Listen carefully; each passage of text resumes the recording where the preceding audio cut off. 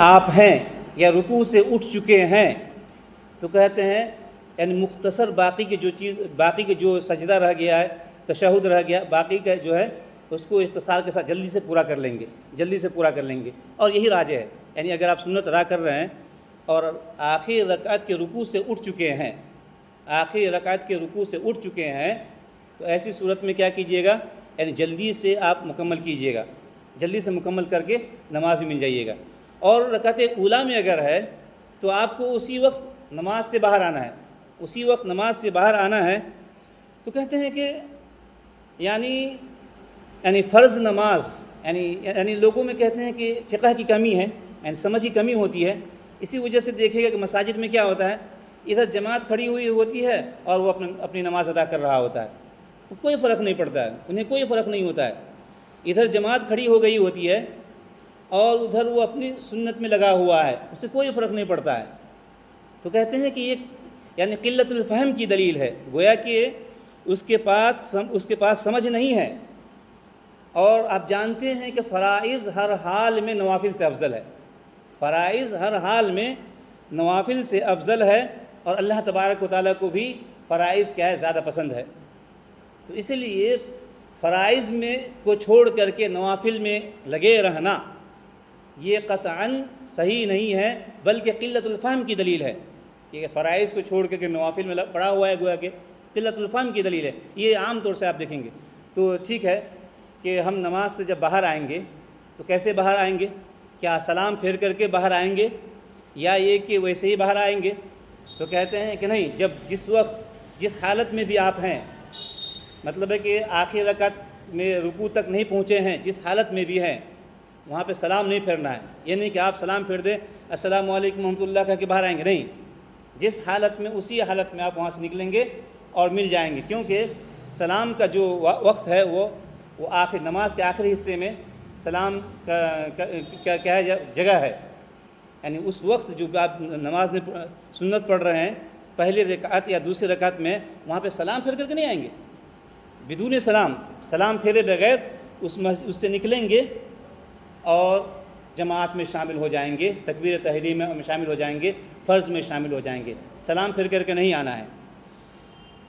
تو جیسا کہ وہ حدیث کے بھی اندر ہے نا کہ تحریمھا التکبیر و تحلیلھا التسلیم، اور تحلیلھا التسلیم کہتے ہیں کہ نماز کے آخری حصے میں، اور آپ نماز کے آخری حصے میں نہیں پہنچے ہیں، اس لیے جس حالت میں بھی ہے اسی حالت میں آپ نکل جائیے، نفل چھوڑ دیجئے، فرض میں آ کر کے مل جائیے۔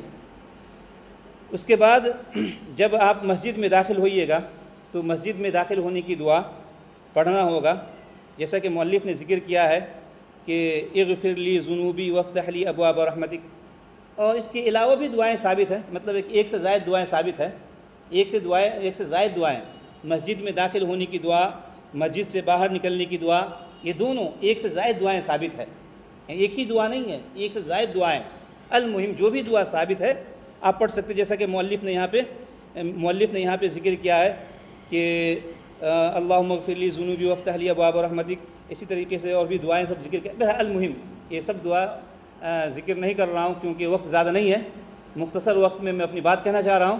تو جو بھی دعائیں، میں یہ کہہ رہا ہوں کہ جو بھی دعائیں ثابت ہیں، کیونکہ ایک ہی دعا نہیں، اس کے علاوہ بھی دعا جو آپ لکھے ہوئے دیکھتے ہوں گے، مساجد کے گیٹ کے اوپر لکھے ہوئے دیکھے ہوں گے، نکلنے کی دعا، داخل ہونے کی دعا، اس کے علاوہ بھی دعائیں ثابت ہیں۔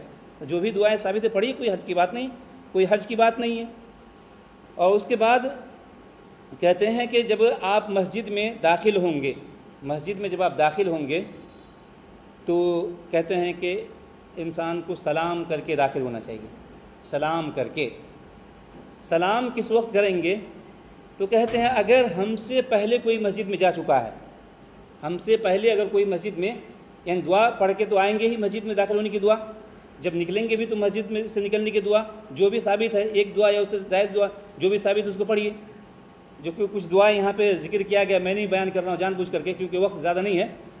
تو ایک مسئلہ یہاں پہ میں بیان کر رہا ہوں کہ مسجد میں جب ہم آئیں گے تو دعا پڑھنے کے بعد اگر ہم سے پہلے کوئی مسجد آ چکا ہے تو سلام کر کے داخل ہوں گے، سلام کریں گے السلام علیکم ورحمۃ اللہ وبرکاتہ کہہ کر کے مسجد میں داخل ہوں گے۔